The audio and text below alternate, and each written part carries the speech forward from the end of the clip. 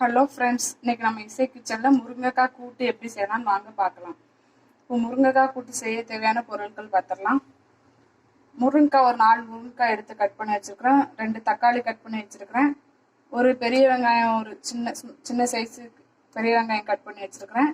அரைக்க தேவையான பொருள் பார்த்துடலாம். ஒரு 1/4 முறி தேங்காய் எடுத்து வச்சுருக்கிறேன். ஒரு 4-5 சின்ன வெங்காயம் கட் பண்ணி வச்சுருக்கிறேன். ஒரு ஸ்பூன் வத்தப்பொடி எடுத்து வச்சுருக்கிறேன். ஒரு ஸ்பூன் ஜீரகம் எடுத்து வச்சிருக்கேன். கொஞ்சமா பெருங்காய பொடி, ஒரு 1/4 ஸ்பூன் மஞ்சள் தூள் எடுத்து வச்சிருக்கேன். தாளிக்க தேவையான எண்ணெய், கடுகு, அப்புறம் ஒரு கொத்து கருவேப்பிலை. இப்போ வாங்க எப்படி செய்யலாம்னு பார்த்துடலாம். இப்போ ஃபர்ஸ்ட் முருங்கைக்காய்,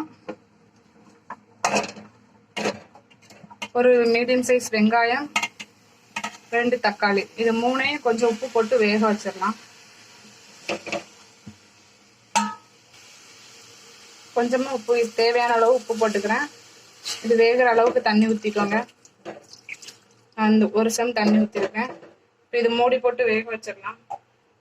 இப்போ மூடி போட்டு மூடி வச்சு வேகட்டும். நம்ம இது தேவையான மசாலா அரைச்சி எடுத்துட்டு வந்துக்கலாம். 1/4 முறி தேங்காய் போட்டுக்கிறேன். ஒரு 4-5 சின்ன வெங்காயம் கட் பண்ணி வச்சிருக்கேன், அதையும் போட்டுக்கிறேன்.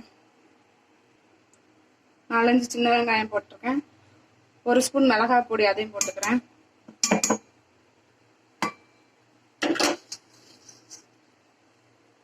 ஒரு ஸ்பூன் ஜீரகம், 1/4 ஸ்பூன் மஞ்சள் தூள், 1/4 ஸ்பூன் பெருங்காய பொடி, இதெல்லாம் போட்டு அரைச்சி எடுத்துட்டு வந்துடலாம்.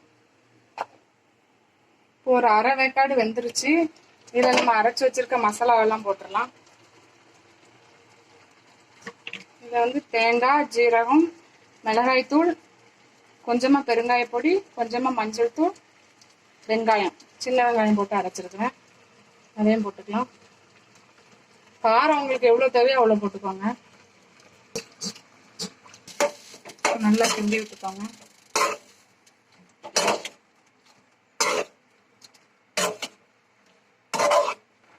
மசாலா போட்டு நல்லா கிண்டிட்டேன். முருங்கைக்காய் நல்லா உடையிற அளவுக்கு வேகணும். வேக வச்சுக்கலாம். மூடி போட்டு வேக வச்சுக்கலாம். இப்போ கூட்டு ரெடி ஆயிடுச்சு. இதுக்கு ஒரு தாளிச்சு கொட்டிக்கலாம்.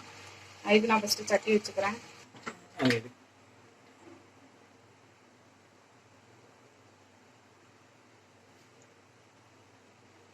எண்ணெய் ஊற்றிட்டு இப்போ எண்ணெய் காயட்டும். கடுகு போட்டுக்கலாம்.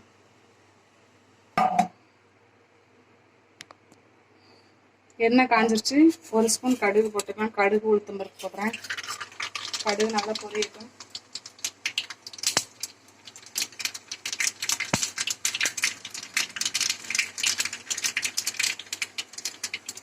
ஒரு 2-3 சின்ன வெங்காயம் கட் பண்ணி வச்சுருக்கோம், அதையும் போட்டுக்கலாம்.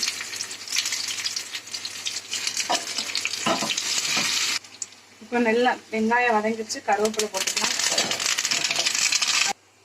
இப்போ இதை தாளிச்சு கொட்டிக்கலாம்.